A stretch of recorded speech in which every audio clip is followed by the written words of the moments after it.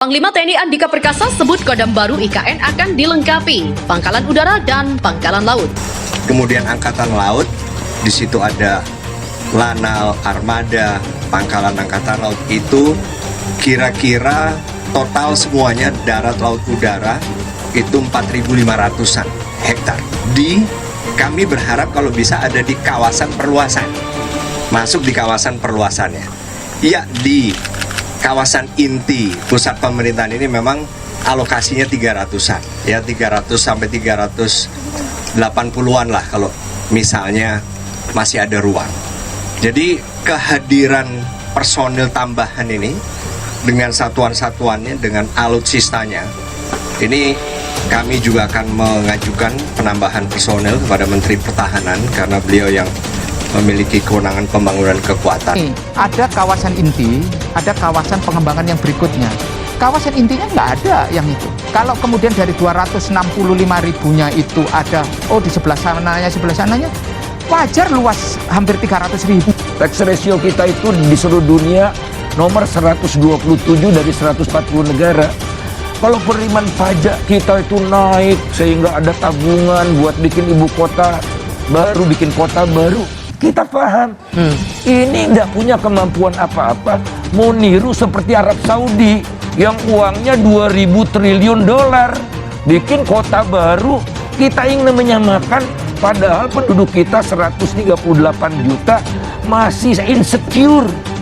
Jadi yang kita selamatkan ini ibu kota atau rakyat Indonesia yang 138 juta ini masih hidupnya. Tapi saya percaya kalau Kalimantan ini benar-benar dijadikan ibu kota baru dan itu berhasil, Indonesia itu bisa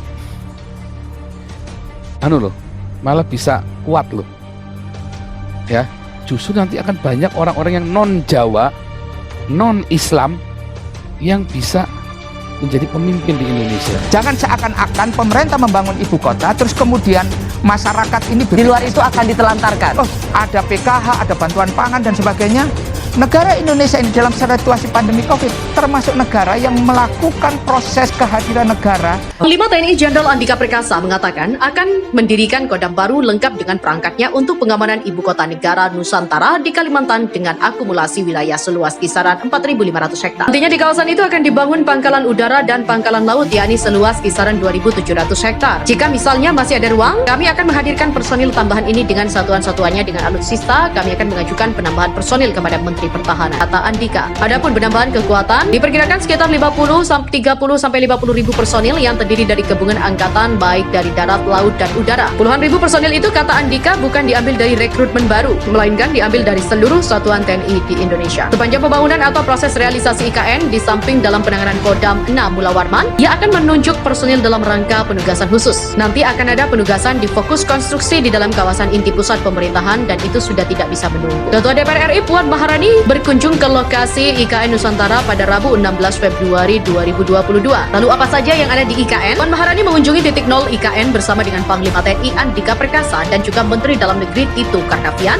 serta Menteri PUPR Basuki Hadi Mulyono. Apa saja yang baru di kawasan titik nol IKN ini? Ketua DPR RI Puan Maharani juga sempat menyinggung konsep Smart and Green City serta akan berbeda dengan DKI Jakarta. Lalu berapa luasan lahan di kawasan IKN dan berapa luas areal hijau? Lahan di titik nol IKN yang sebelumnya adalah lahan terbuka hijau dengan rumputan kini sudah terlihat berbeda.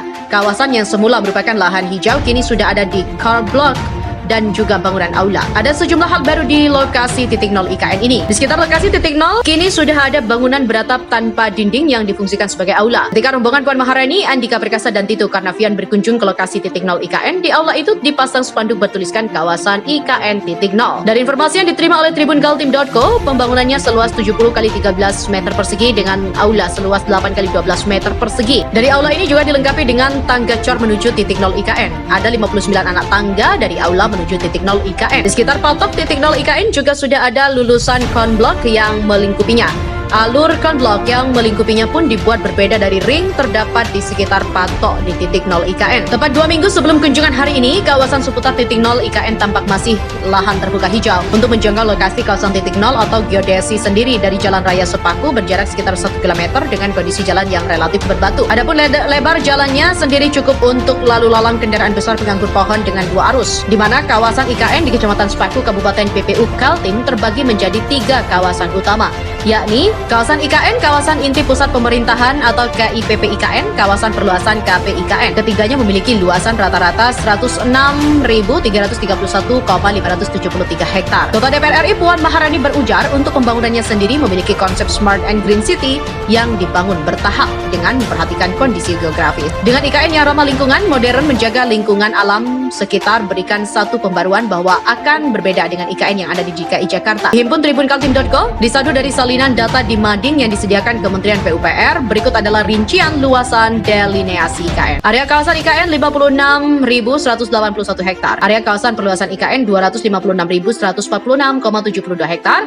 Area kawasan inti pusat pemerintahan 6.671 hektar. Adapun khusus untuk kawasan inti pusat pemerintahan terbagi lagi menjadi 7 tatanan penggunaan lahan. Di antaranya estimasi populasi penduduk berkisar 280.000 hingga 300.000 jiwa. Estimasi hunian dengan rasio 3,4 juta per unit berkisar 82 hingga 100.000 unit. Area hijau seluas 68%, area sirkulasi 8%, area sarana prasarana 2%, area pemerintahan 5%, dan area hunian seluas 11%.